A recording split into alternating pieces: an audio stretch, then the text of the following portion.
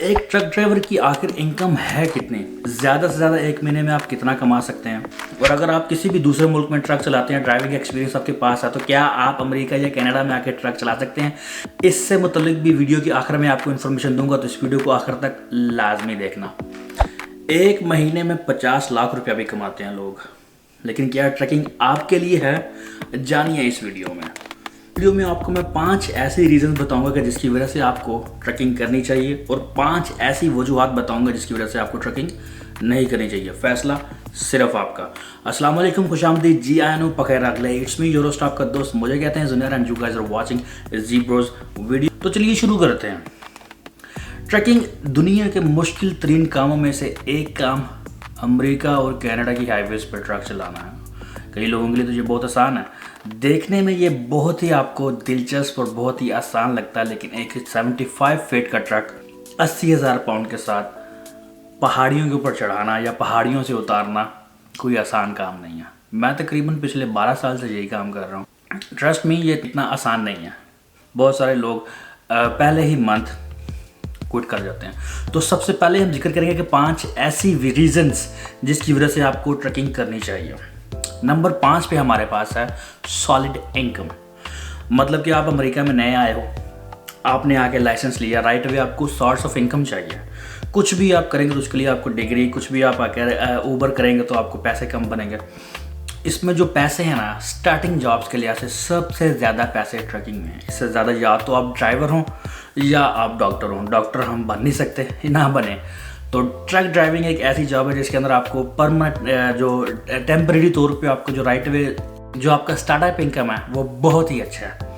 Licence لینے کے بعد جب آپ سٹارٹ کرتے ہیں تو any where between 35 to 65 cents آپ کو سٹارٹنگ پر مائل جاب ایزیلی مل جاتی ہے، جو کہ سٹارٹنگ کے لیے برا نہیں ہے۔ اگر آپ اب کچھ کمپنیز ہوتی ہیں جو کہ آپ کو مائلیج کے حساب سے دیتے ہیں، کچھ آپ کو ٹرپس کے حساب سے دیتے ہیں، کچھ آپ کو ڈیز کے حساب سے دیتی ہیں، لیکن موسٹلی جو چلتا ہے وہ پر مائل ہی چلتا ہے۔ اور اگر آپ ویک کا 3,3500 مائل چلاتے ہیں تو اٹ مینس کہ آپ کا جو فرسٹ چیک ہے سٹارٹنگ میں وہ اینی ویئر بٹوین 1,500 سے لے کر 2,200-2,300 ڈیپینڈنگ آن دا مائل and depending on the company, کہ آپ کس کمپنی میں جاب کر رہے ہیں، آپ اتنا کما سکتے ہیں۔ اور جو کہ امریکہ میں اور کینیڈا میں جو سٹارٹنگ جاب ہے وہ بہت اچھی جاب ہے، کیونکہ اگر آپ کوئی بھی جاب کریں تو آپ کو اتنے ہی پیسے ملتے ہیں۔ تو آپ فرسٹ ویک کے اندر 1,500 سے 1,800 2,000 ڈیپینڈنگ آن دا کمپنی آپ اتنے پیسے کما سکتے ہیں۔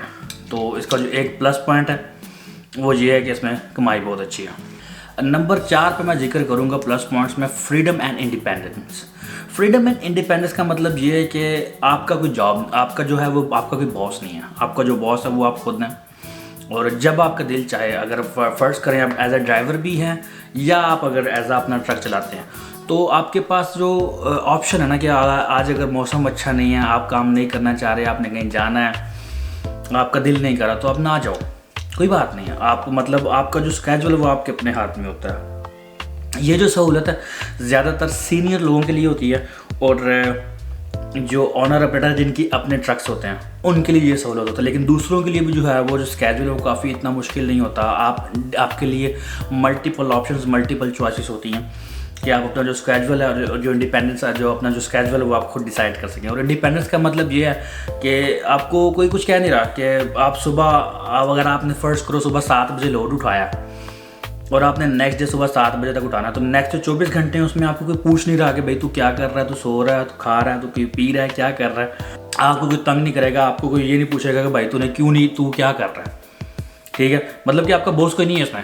تیسرا پارٹ جو کہ میرا خود کا بھی فیوریٹ ہے وہ ہے ٹریولنگ۔ ہر بندہ، ہر انسان کو کبھی نہ کبھی ٹریولنگ کا شوق لازمی چڑھتا ہے، اور یہ one of the main reason تھی جس کی وجہ سے میں نے ٹریکنگ کو سٹارٹ کیا اور میں نے اس فیلڈ کو جوائن کیا۔ اور وہ یہ ہے کہ آپ کو جو جگہ کے اس میں آپ دنیا جہان کے، اگر آپ امریکہ میں ٹرک چلا رہے ہیں، ایسٹ کوسٹ سے ویسٹ کوسٹ چلاتے ہیں، تو یہ تقریباً 17 سے 18 اسٹیٹس ہیں جو کہ آپ ایک ویک کے اندر گھومتے ہیں۔ ان اسٹیٹس میں ملٹیپل سٹیز، مطلب ہنڈریڈز آف سٹیز آپ ایک ویک کے اندر دیکھتے ہیں۔ جب آپ کا دل کرے آپ بریک مار کے کسی بھی سٹی کے اندر جا کے آپ کمپلیٹلی فری ٹریول کر کے آپ اس سٹی کا جو لیونگ ہے، اس کے جو مونومنٹس ہیں، جو بھی اس سٹیز میں آپ کو پسند ہے وہ آپ دیکھ سکتے ہیں۔ تو one of the main reason یہ کہ جو ٹریولنگ ہے وہ آپ کی بالکل فری ہے، اور آپ جتنا چاہے گھوم سکتے ہو جہاں کا آپ کا دل کر رہا ہے. کہ اگر آپ فرض کرو کہ میرا الاسکا جانے کا بھی دل کر رہا ہے تو میں یہاں سے لوڈ پکڑوں گا اور الاسکا چلا جاؤں گا. وہاں پہ ٹرک کھڑا کر کے 4 سے 5 دن میں اگر وہاں پہ ٹریول کرنا چاہوں تو میں وہ ٹریول کر سکتا ہوں.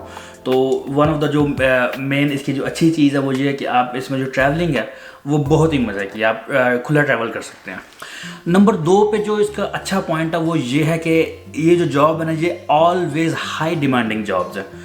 مطلب یہ ہوتا ہے نا کہ جس طرح پاکستان میں رکشا ڈرائیور ہے کہ جو مرضی اٹھ کے چلا لے، یہاں پہ یہ حساب نہیں ہے.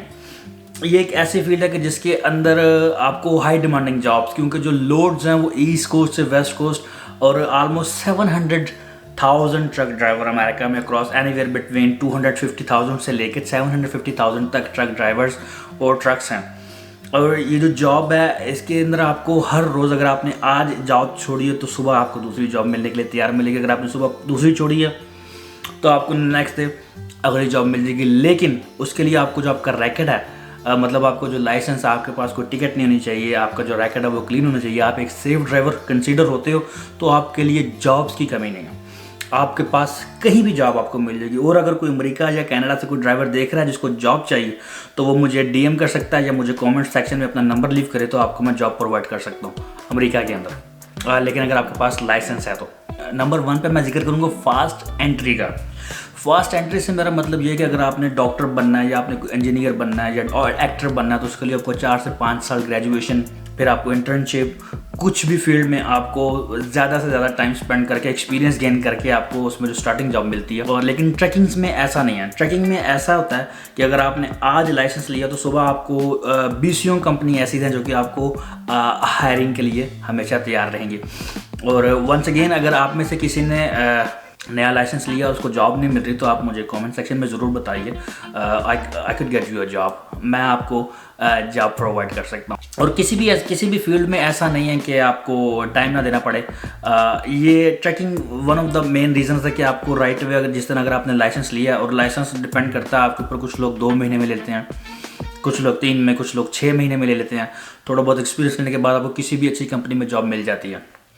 تو یہ ون آف دا ریزن ہے کہ اس میں جو جابس کی اپرچونیٹیز ہے وہ بہت زیادہ ہیں. اگر آپ نے $2,000 لگا کے لائسنس لیا ہے اور 15 دن میں آپ نے لائسنس لے لیا تو نیکسٹ 15 ڈیز میں جب آپ کام کریں گے تو آپ کو ہو سکتا ہے کہ آپ اپنے پیسے کو پورے بھی کر لیں. تو اس میں جو انٹری ہے وہ بہت ایزی ہے. تو یہ وہ 5 ریزنس تھے جن کی وجہ سے میں ٹریکنگ کو پسند کرتا ہوں. اور یہ آپ نے ڈیسائیڈ کرنا ہے کہ آپ ٹریکنگ کرنا چاہتے ہیں یا نہیں کرنا چاہتے. اب ہم ذکر کریں کہ 5 ایسی وجوہات کا کہ جن کی وجہ سے ٹریکنگ نہیں کرنی چاہیے. کیونکہ پہلے جو 5 پوائنٹس تھے وہ پازیٹیو پوائنٹس تھے. اب ذکر کروں گا 5 نیگیٹو پوائنٹس کا کہ کیوں آپ کو ٹریکنگ نہیں کرنی چاہیے. سب سے جو پہلا اس کا پوائنٹ ہے نمبر 5، وہ یہ ہے کہ لانگ آور. سم ٹائم آپ کو 12، 14، 16 گھنٹے تک بھی لگاتار ٹرک چلانا پڑتا ہے. اور لوگ موسٹلی جو جابس ہوتی ہیں وہ یہی ہوتے ہیں کہ آپ 1 گھنٹے 8 گھنٹے جاب کر کے گھر چلے گئے. لیکن سم ٹائم ایسا کچھ اسکیجول آپ کا بن جاتا ہے کہ آپ لوڈ شپر کی وجہ سے یا ریسیور کی وجہ سے لیٹ ہو گئے تو آپ کو 12، 14، 16 گھنٹے تک بھی ٹرک چلانا پڑتا ہے. اور ڈزنٹ میٹر کہ آپ کس ٹائم لوڈ ہوئے ہو یا نہیں ہوئے، جس کی وجہ سے آپ کا جو سلیپ ہے نا 12-14 گھنٹے چلانے کی وجہ سے جو آپ کا سلیپ ہے وہ بہت ڈسٹرب ہوتا ہے. اور آپ کو جو فٹیگ ہے، مینٹلی فٹیگ، اور جو ٹینشن اور جو انگزائٹی ہوتی ہے وہ بہت زیادہ ہوتی ہے. تو یہ ایک اس کا جو ون آف دا ریزن ہے کہ آپ کو نہیں کرنی چاہیے وہ یہ ہے. نمبر 4 پہ میں ذکر کروں گا time away from family. Time away from family کا مطلب یہ ہے کہ جو اگر آپ شادی شدہ اور آپ کے بچے ہیں اور اگر آپ لانگ ہول ٹریکنگ میں ہیں، کیونکہ جو لانگ ہول ٹریکنگ ہے اس میں آپ کے پیسے زیادہ بنتے ہیں، شارٹ ہول ٹریکنگ میں آپ کے پیسے کم بنتے ہیں. تو اگر آپ نے زیادہ پیسے کمانے ہیں تو آپ کو لانگ ہول ٹریکنگ میں جانا چاہیے. اور جو چھوٹے سے چھوٹا لوڈ بھی ہوتا ہے وہ منیمم 24 آورس کا ہوتا ہے. ایسا نہیں کہ آپ 2 گھنٹے میں اتار کے گھر آ گئے. آپ کو سم ٹائم ڈیز، ویکس، ایون منتھس بھی آپ کو آف دا روڈ رہنا پڑتا ہے. اور میں بھی جب پہلے شروع میں جب میں نے اسٹارٹنگ کی تھی میں بھی تقریباً 3 ویک گھر سے باہر رہتا تھا. اس کے بعد جب میں نے اپنا ٹرک بائی کیا، اپنی کمپنی اور اپنا سارا سیٹ اپ لگایا تو اس کے بعد میں 2 مہینے گھر نہیں تھا جاتا. لیکن اب کیونکہ میں شادی شدہ ہوں، الحمدللہ بچے بھی ہیں، تو اب مجھے تقریباً جو ٹائم آپ اپنی فیملی، بیوی، بچوں کے ساتھ اسپینڈ کرتے ہیں وہ آپ کا بہترین ٹائم ہوتا ہے. تو وہ میں سمجھتا ہوں کہ جو آپ 4 سے 5 دن گھر سے باہر رہ کے آتے ہیں، اگر آپ کے بچے چھوٹے ہیں تو میرے جو استاد ہیں وہ مجھے کہتے تھے کہ یار جو 5 دن میں اگر تمہارا بچہ چھوٹا ہے اور 5 दिन तुम घर से बाहर रहे हो, 5 दिन में उसने कोई नई शरारत की है, कोई नया वर्ड सीखा है, कोई नया स्टेप लिया है, कुछ उसका जो मेंटली या उसकी जो फिजिकली जो चेंजिंग उसकी बॉडी में आई है वो तुमने मिस कर दिया।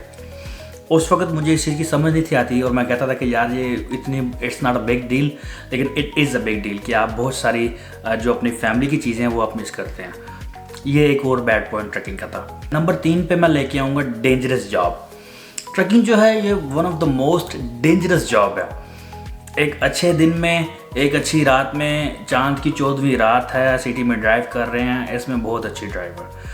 लेकिन सम टाइम ऐसा होता है कि आपको बैड विंटर -25 में, स्नो स्टॉर्म्स में, आपको तूफ़ानों में ट्रक चलाना पड़ता है, आपको बर्फ़ के ऊपर ट्रक चलाना पड़ता है। और वेदर जो है ना अमेरिका और कनाडा का वो बहुत ही ब्रूटल होता है।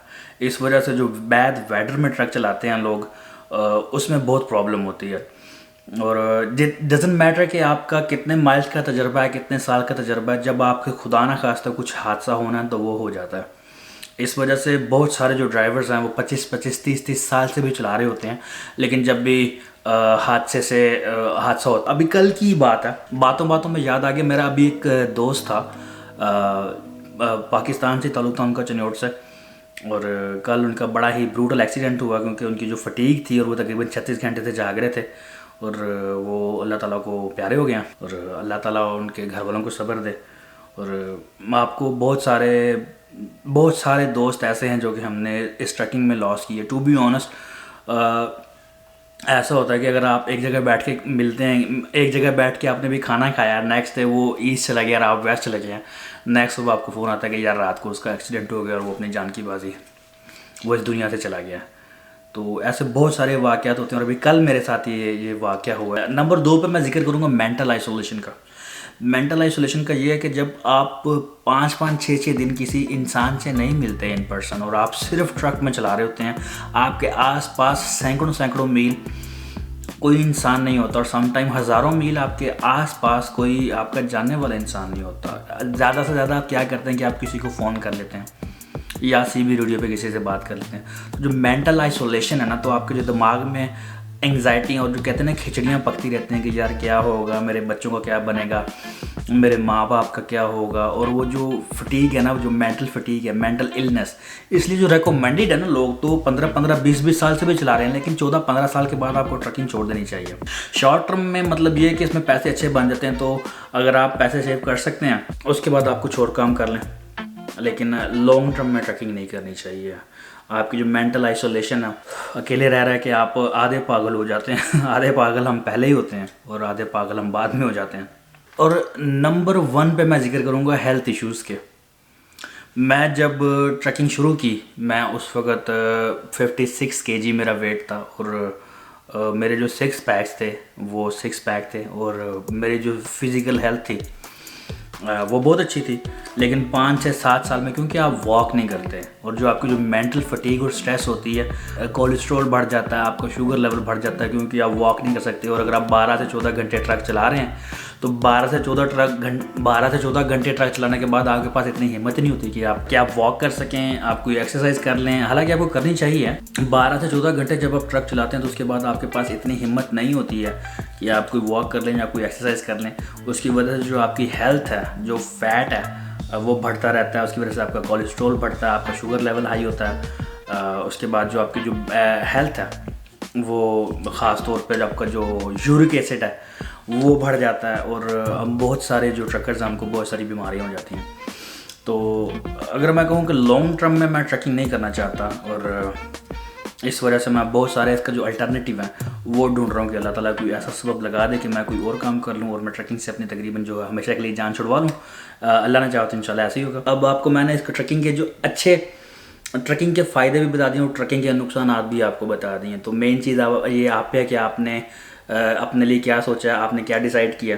अगर आपको फ्रीडम पसंद है, अगर आप अकेला रहना चाहते हैं, तो अगर आपको ड्राइविंग पसंद है, अगर आप घूमना फिरना चाहते हैं तो आपको यू शुड डू ट्रैकिंग। आपको ट्रैकिंग में आना चाहिए, बहुत अच्छी चीज़ है। अगर आप सोशल लाइफ है आपकी, जैसे आप लोगों से बहुत उठता बैठते हैं, मिलते हैं और आपको वीकेंड पे एक अच्छी रौनक चाहिए होती है, तो फिर आपके लिए जॉब नहीं है। और ویڈیو کو یہاں پہ اینڈ کرتے ہیں. ونس اگین اگر ویڈیو آپ کو پسند آئی ہو تو چینل کو ضرور سبسکرائب کیجیے, ویڈیو کو لائک کیجیے اگر جہاں تک دیکھا تو. Thank you so much for watching. کیا اچھا لگا کیا برا لگا کامنٹ سیکشن میں اپنی رائے کا اظہار ضرور کیجیے گا. ہوتا کچھ یوں کہ جب آپ کامنٹ سیکشنز میں کامنٹس کرتے ہیں, جب ویڈیو کو لائک کرتے ہیں, ویڈیو کو پورا دیکھتے ہیں, اس کے بعد جب کامنٹ سیکشن میں آ کے انگیجمنٹ شو کرواتے ہیں تو یوٹیوب کا جو الگوریتھم ہے وہ جو ویڈیو ہے وہ مزید لوگوں تک ریکومنڈ کرتا ہے. جب ویڈیو مزید لوگوں تک ریکومنڈ ہوتی ہے اس کا مطلب ہے کہ مزید زیادہ لوگ انگیج ہوں گے اور زیادہ ویوز, زیادہ واچ ٹائم, زیادہ لائکس اور زیادہ چینل بڑا ہونے کے چانسز. اور thank you so much for watching once again. مائی نیم از زنیر. آپ سے ملاقات ہوگی انشاءاللہ پھر کسی اور ویڈیو میں. تب تک کے لیے اللہ حافظ.